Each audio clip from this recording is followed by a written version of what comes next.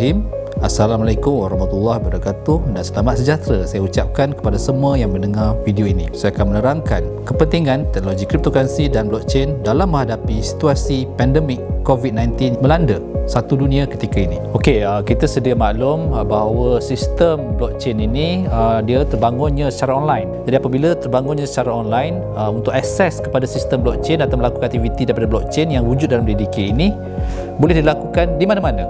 Walaupun dalam keadaan sekarang ni kita sedang mengalami satu wabak pandemik seluruh dunia yang di mana COVID-19 ni jadi salah satu kekangan untuk setiap daripada kita untuk melakukan kerja-kerja harian ataupun kerja-kerja yang sering dilakukan untuk mencari pendapatan.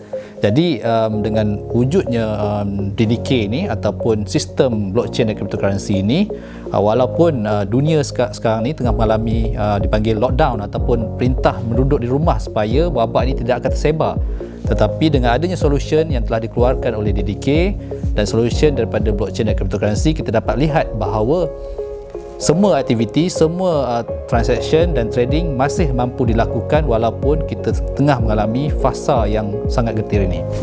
Okey, seperti yang kita sedia maklum, dalam sistem DDK ni kita ada beberapa aktiviti yang boleh dilakukan. Yang di antaranya adalah staking, yang di antaranya voting, airdrop dan juga trading. Dan kalau kita perhatikan daripada lebih mendalam terhadap feature ini adalah sebenarnya yang utama, yang sebenarnya kalau kita pergi lebih deeper, kita dapat melihat peluang itu lebih luas dan lebih macam-macam yang kita boleh perolehi. Contohnya adalah kita lihat staking. Staking ini adalah salah satu konsep yang memang wujud secara decentralized melalui protokol Pro-Stake dan Delegated Pro-Stake. Jadi untuk DDK ni kita memang ada satu ekosistem dipanggil staking yang di mana setiap daripada pemilik DDK boleh lock dia punya DDK untuk menerima staking reward. Dan seterusnya untuk voting, dalam sistem DPoS kita ada satu dipanggil voting yang di mana untuk menentukan siapakah yang akan mencipta blok secara decentralized. Okey, itu adalah aktiviti untuk menerima staking reward. Seterusnya kita juga sebagai DDK punya users, kita boleh melakukan airdrop yang di mana sekarang ni adalah fasa kedua yang dipanggil ARP, Airdrop Reloaded Proposal. Satu yang menariknya ARP ni adalah sistemnya decentralized, maknanya di mana-mana anda berada, anda juga boleh melakukan airdrop. Tak perlu nak face to face, tak perlu nak berjumpa orang ramai, tak perlu nak menggunakan konsep konvensional iaitu berjumpa face to face.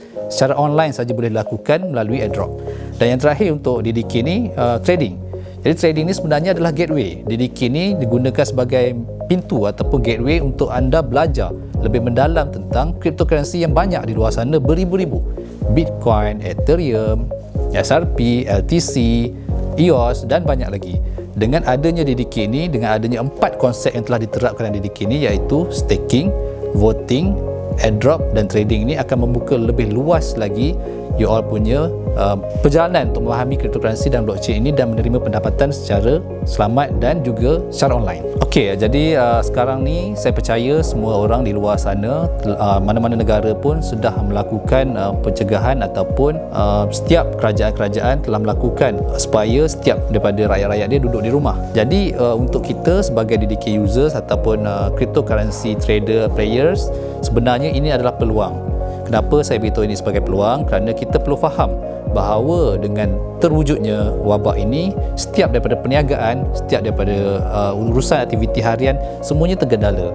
Kita dapat melihat bahawa setiap negara seperti Italy, seperti US, seperti Spain telah mengalami satu fasa yang di mana bukan sahaja virus ini telah merisikokan nyawa mereka, tetapi juga terhadap ekonomi. Kita boleh melihat stock market Nasdaq, Dow Jones dan US dan negara-negara Europe seperti Italy disebabkan oleh virus ini telah mengalami satu fasa yang di mana belum ada presiden case sebelum ini yang di mana ekonomi mereka teruji.